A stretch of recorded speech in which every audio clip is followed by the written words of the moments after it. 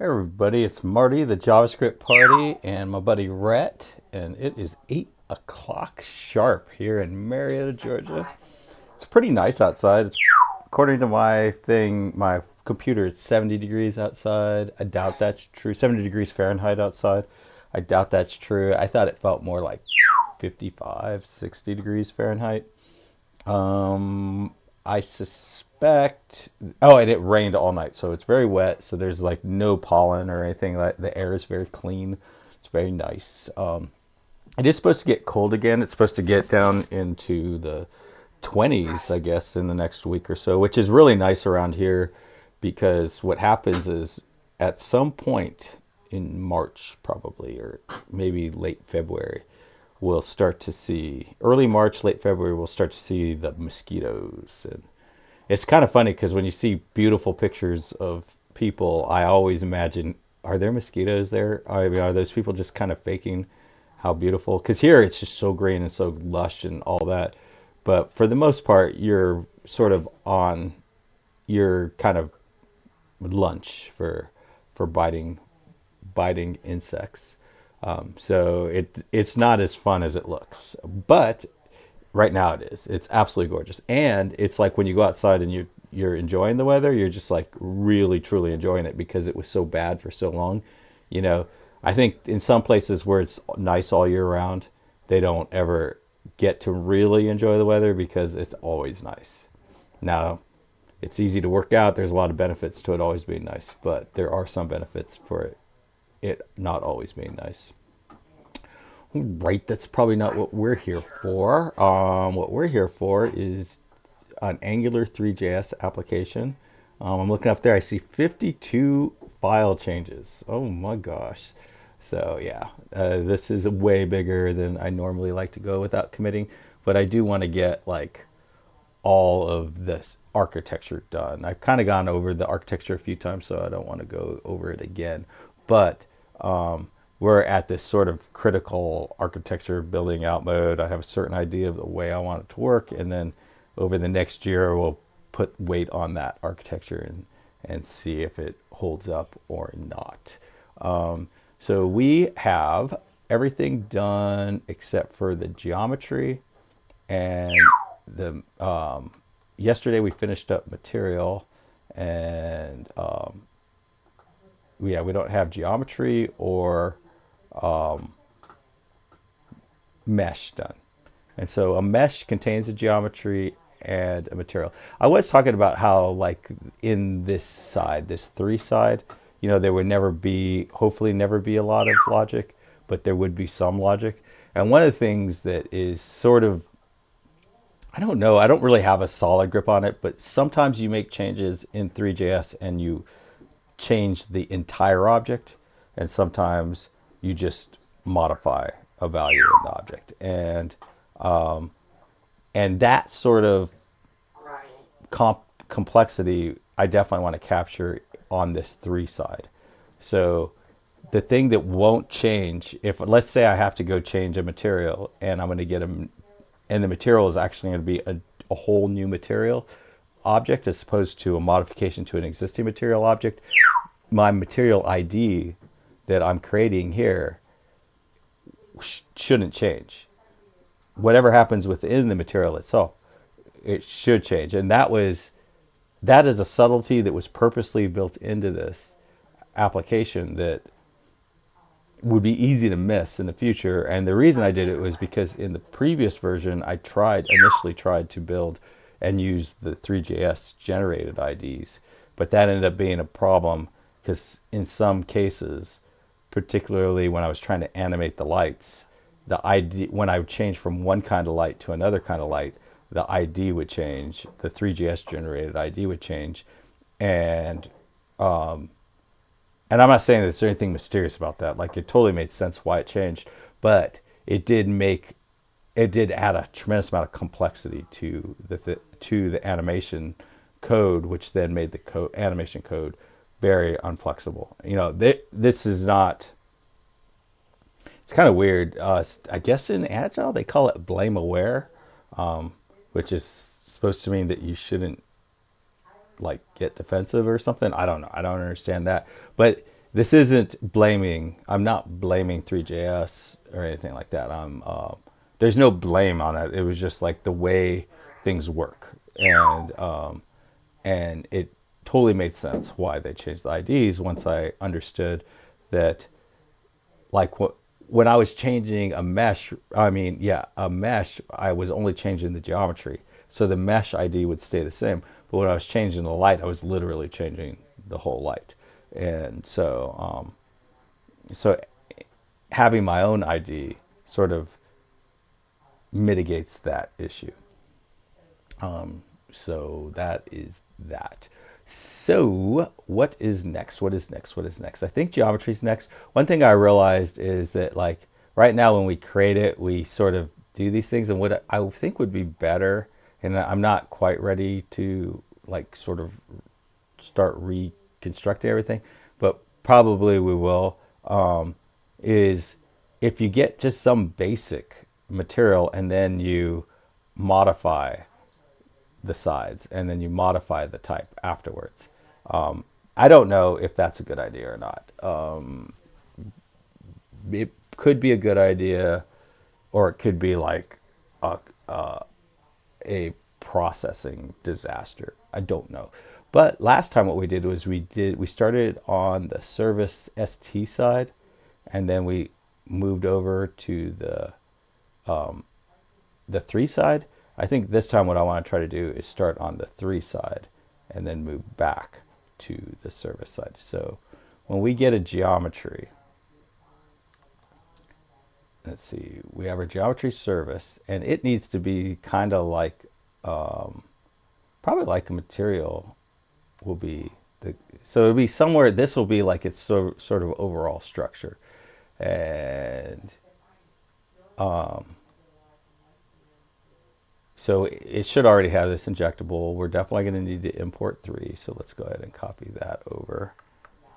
I think that's very low risk change. I don't think importing could possibly, I cannot even contrive in my wildest dreams a way that that line of code is a problem. Now we can hit Alt and I think left to go back to where we were. And okay, so we're going to want to have a dictionary. And so then we're going to go Alt and right to go back here. And then Control V. And we want to rename this Geometry Dictionary.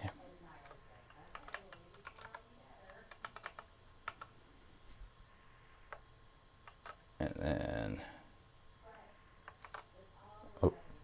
Alt and left.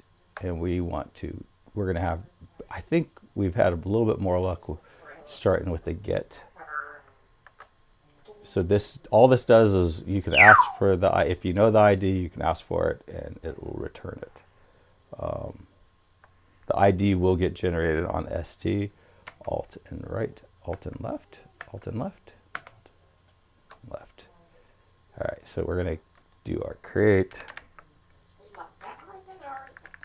So this is, I think, very easy now to sort of just picture what this is going to do.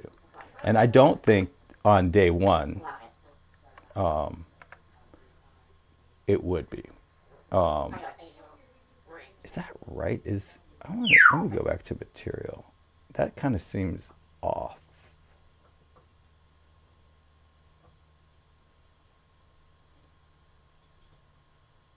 Mesh normal. Feels like that should be a mesh normal material.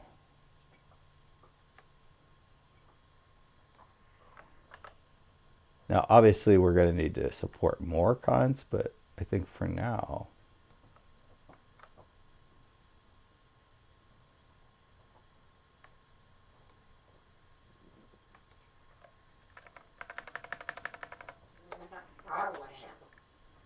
all right.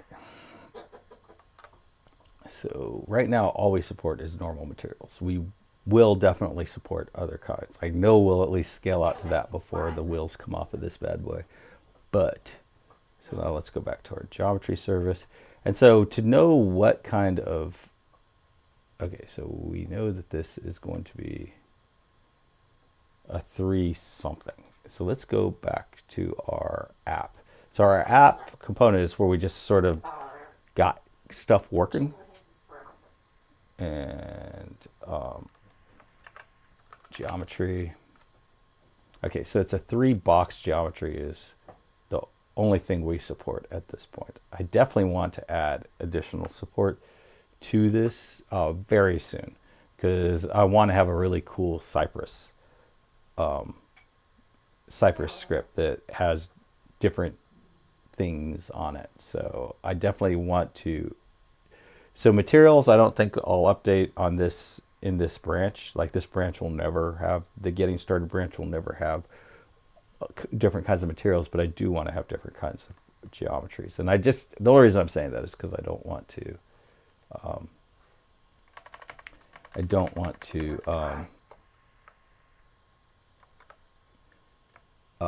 forget. So every time I say that, the likelihood of me forgetting goes down.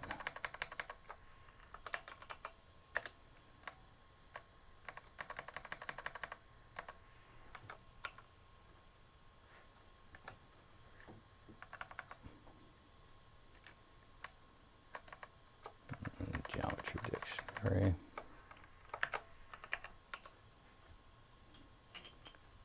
I think it is annoying that when I select this, I believe it'll leave whatever was left. And then we'll return the geometry. And we know, since there's no weird stuff, that like this works, doesn't really do anything because there's no way to create a geometry, but you can get one now. And be able to, like I said, be able to do stuff backwards like that just comes with being more comfortable with everything and understanding the patterns and all that, and like it's weird because a lot of developers, once they get comfortable with something like this, they don't really understand why other developers aren't comfortable with it. And it's like, no, you weren't comfortable with that at first either. You weren't comfortable till it all came together for you. So that's something that you really need to be on the watch out for. Okay, so creating one of these geometries is going to be a little bit more difficult, right? So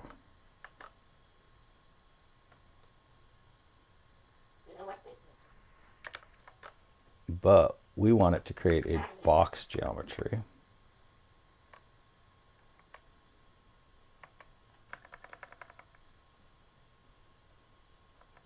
And I know we are going to have ID, and I know we're not going to have type in normal, but we're probably going to have whatever the absolute minimum is to create a box geometry. So this is a generic create geometry. So obviously, I hope it's obvious that we will have to, in order to create a geometry, we're going to, that we're going to have, probably to create a basic geometry, we're going to need to pass in something. But maybe not. Maybe we can just return like a hard-coded geometry.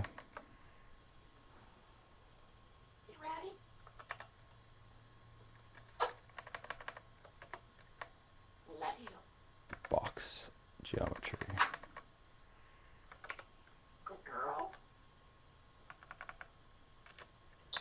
And let's just see if we can just call it without giving it anything. Because I think I should have tried to do this over a material too. And with all of them is maybe just make it to where all you get is an ID and you're going to just get a basic geometry back, and then you have to set it and all that, as opposed to accepting parameters. And I believe what this is going to do is return, it's probably going to set everything to 1. Yeah, the width, height, and depth will just automatically, everything will just get default values. I think that is reasonable for now.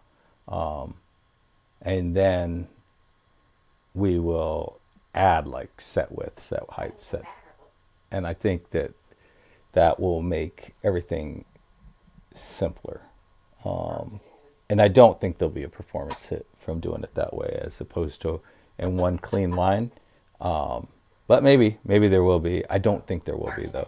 I think that the way JavaScript works in this, it has a async cycle, a cycle, and it runs through everything before it actually runs anything. And all these little memory updates and stuff like that are very, very fast. And like the people who write the browsers and created like the V8 engine and all those people like they know how to look at your code and then like modify your code so that it makes things faster. So I suspect behind the scenes what will happen is, even though I'm doing set width, set height, they'll modify that in such a way that it all happens in one cycle instead of like a bunch of, or in one execution event instead of like a bunch of separate events, the way I'll have it written.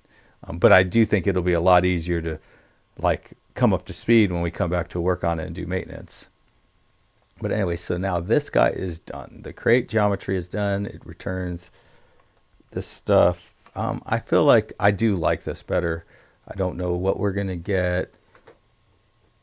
Well, maybe. Let's just try this out before we decide whether to rewrite everything. Because like, I think the scene, does the scene accept anything? Okay, so the scene, yeah, it doesn't accept anything.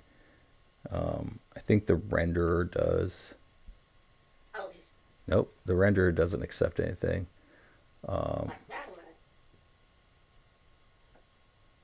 Let's see, what about the, let's work our way up. Okay, the mesh doesn't have anything. Material does accept this stuff. So I would like to get away from that. Let's see if we could, because I bet you we can just do this.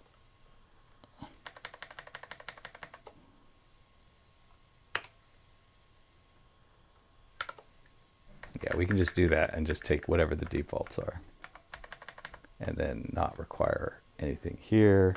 This should break things over on the ST side.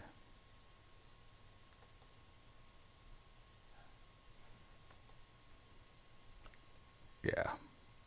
Now I don't know why our compiler didn't break, but let's go ahead and get rid of this. We are not passing this stuff in. We're just going to take whatever the defaults are. And then maybe we can modify the types, or maybe it'll destroy it and create a new material when I go to update the types and stuff like that. And that, yeah, if nothing else, we'll definitely learn how things work. And the easiest way to be able to tell if it's destroying and all that is if we have to say new, or if we have to do that. And I can check real quick, because and we're gonna expose sort of some of the differences.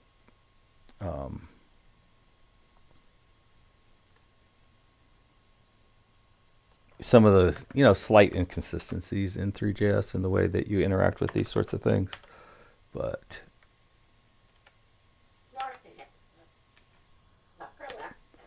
that's a bummer that it doesn't seem to know. So let's just say let a equal.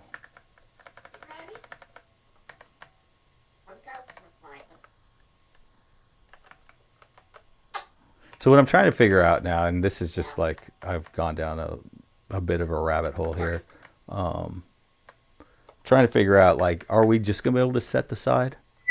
Are we just going to be able to set the type? I bet you we can't set the type. Oh, well, we know because it's a normal mesh material. But let's say now this should help me. A dot. So these are all the things that we can set in it. Just tons of stuff, right?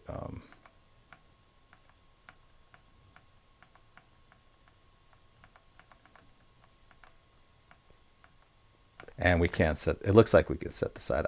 Well, that's a property. I don't know if we can. Equals.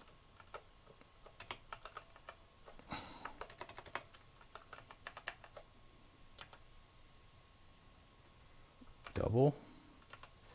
Yeah, double side. So it looks like, my guess, my initial thing is it looks like I can set the side to double side. That's no guarantee. I know that there are definitely properties that when you go to set them, that when you go to set them, it'll act like it accepted it. It'll let you do the assignment, but then it never actually updates the object. But anyways, that's that. So yeah, so where are we at? We're at 20 minutes. That's a good time. I got to start working 40 minutes. I guess that'll give me some time to get ready for work. Brett looks like she's about ready to be done. So let's see. Next time we will. So that I thought that worked out really well. Updating the 3 side first for. Oh Lord, we say that a lot in our house. So I thought that worked pretty good for geometry. So next time we'll go into the ST side of geometry, and we will basically emulate the material service to create a geometry, and then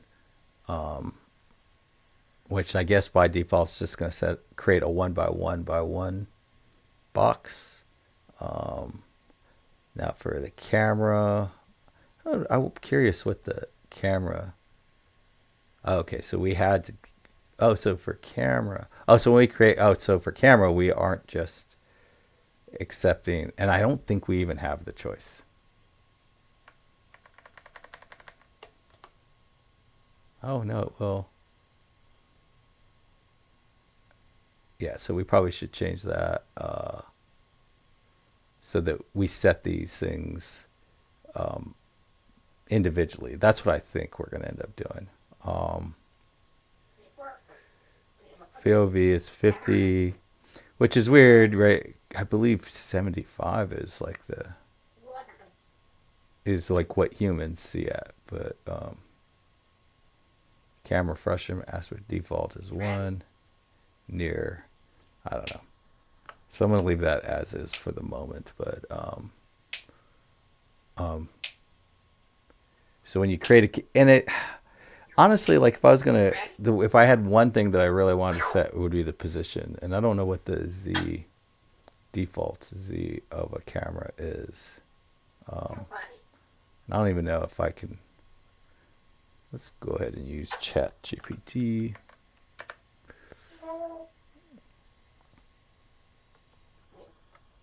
In ThreeJS, what is the default position of a camera?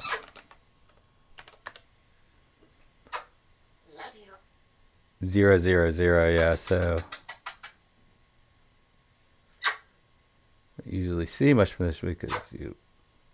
Oh, and then, so it looks by default, it looks at 0, 0, -1. Yeah, I feel like that's my favorite position. 0 on the X, 0 on the Y, and then 5, and then have it look at 0, 0, 0. So, anyways, we'll have to work through that kind of stuff still. But we should be able to put together something. Well, so yeah, so today is Friday, tomorrow is Saturday. Probably spend some more time, so I'll probably get the geometry. Is it the geometry or the material? It's the geometry service completed, and then there's like a little div here that has our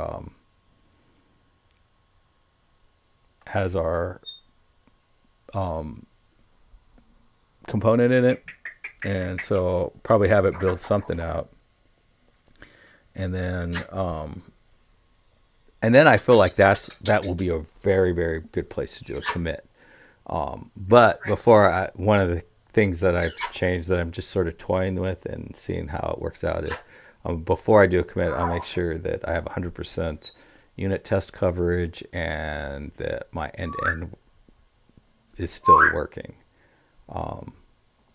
and then I can do a commit, and then probably the next step will be to make it to where it doesn't, to get rid of this main app thing, and make it to where it doesn't by default just have a component here, and maybe add like a little menu here that has like a choice, like 3 dots up here in this corner that has a choice to add, and then you can just keep adding as many as you want. And then, oh no no no no no no, yeah, we'll do that commit, and then I've got to get when we commit, theoretically what'll happen is once we can render, what'll happen is you will have one of these, but it won't be animated.